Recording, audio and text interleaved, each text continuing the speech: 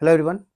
इस क्वेश्चन में हमको पूछा गया है कि ओमेगा की वैल्यू फाइंड करनी है कि कैसे होती है। इस पहले क्वेश्चन को देखते हैं कि क्वेश्चन में बोला क्या गया है कि एक ट्यूब लिया जिसकी लेंथ कुछ हमारे पास गिवन है और उस लेंथ की वैल्यू कितनी रखी है 50 सेंटीमीटर। क्लियर। अब इस ट्यूब के अंदर हमने कोई एक लिक्विड फिल कर दिया और उस लिक्विड का जो मास है कितना दे रखा है 0.25 kg, ऐसा कुछ दे रखा है। क्लियर। अब one of its axis, let suppose हमने इस एक्सिस के अबाउट इसको घुमाया। क्या किया? घुमाया। तो जब मैं इस एक्सिस के अबाउट इस मास एलिमेंट को या फिर इस रॉड को, इस ट्यूब को घुमाऊंगा तो इसके इस एंड पर जो इसके अंदर लिक्विड फिल्ड हुआ है वो कुछ प्रेशर एक्सर्ट करेगा।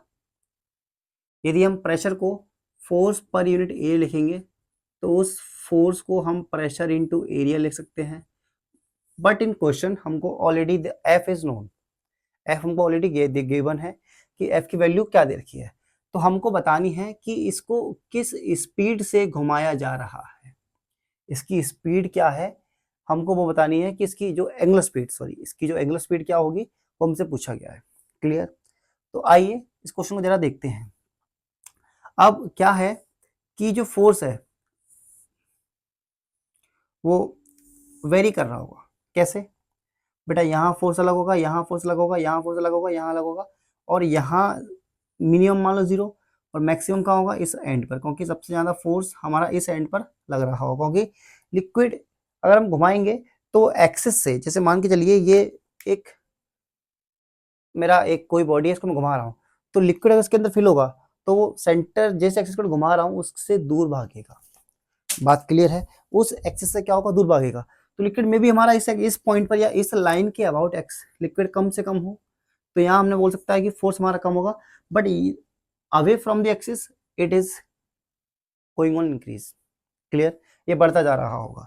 तो let suppose at any instant of time हमने एक फ्लूइड एलिमेंट लिया या फिर एक लिक्विड का एक एलिमेंट लिया जिसका मास मैंने कितना मान लिया, dm मान लिया, और इस पूरे ट्यूब के अंदर मास कितना है m, कितनी लेंथ में l, this is what linear mass density.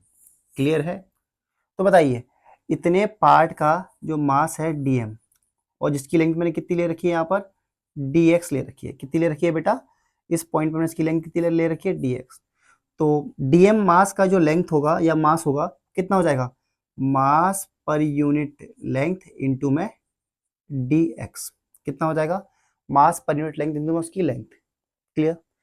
सो इस एलिमेंट की जो दूरी है वो कितनी है, मान लो मैंने यहाँ पर x मान ली कितना मान लिया x।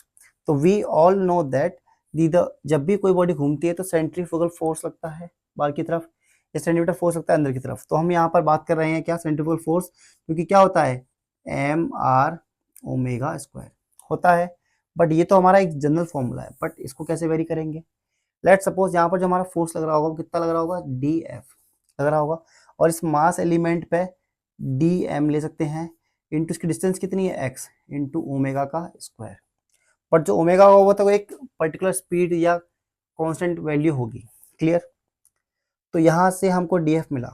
अब अगर यदि हम इस df की वैल्यू को इंटीग्रेट करते हैं, क्या करते हैं इंटीग्रेट, इसको 0 से f में और इसको 0 से l में करते हैं तो क्या आएगा, m कहाँ है हमारा, ये dm की वैल्यू कितनी दे रखी है हमको, m/l into dx, m/l into dx into में x इंटू में ओमेगा का स्क्वायर। देखो m/l omega square they are constant, we can take them outside.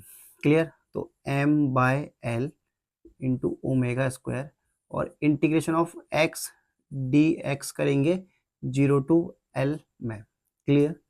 Now ये वैल्यू कितनी आ जाएगी, f आ गई। ये f हमको नोन है ऑलरेडी। तो m/l इंटू ओमेगा स्क्वायर, इसको जब आप इंटीग्रेट करके सॉल्व करोगे कितना आ जाएगा ये, एल स्क्वायर बाय 2। यहाँ बेटा एल से एल कट गया, तो ऊपर क्या बचा हमारे पास, एल बचा। तो फाइनली जो हमारे पास आएगा ओमेगा वो कितना आ जाएगा, अंडर रूट में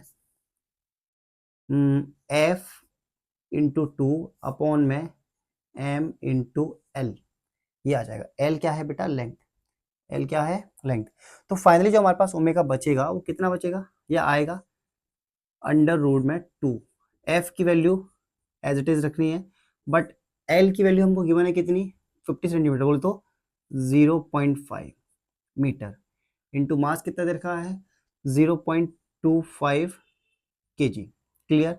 अब जब यहाँ से आप इसको फर्दर सॉल्व करोगे तो ये कितना आ जाएगा, अंडर रूट में 2, एक जीरो से, दो जीरो से, तो 1 2 3 एफ डिवाइड बाय 525 जा 125। Clear it is. तो कितना आ जाएगा, 125 आ जाएगा। क्लियर। जब आप इसको इसे डिवाइड करोगे तो कितनी बार जाएगा, मेरे ख्याल से 16 टाइम्स जाएगा। कितने टाइम्स जाएगा ये, 16 टाइम्स जाएगा। कितना टाइम्स जाएगा, 16 टाइम्स एफ आ जाएगा अंडर रूट में। तो फाइनली ओमेगा कितना आया, ये आया। बट हमसे पूछा है ओमेगा क्या, क्वेश्चन में ओमेगा एक्स रूट एफ क्या होगा। तो यहाँ से ओमेगा की वैल्यू कितनी आ जाएगी, 4 रूट में एफ, ये क्या आ जाएगा, 4 रूट एफ आ जाएगा। बात क्लियर है। तो ऐसे आप इस ओमेगा की वैल्यू को फाइंड आउट कर सकते हैं। क्लियर है। I hope.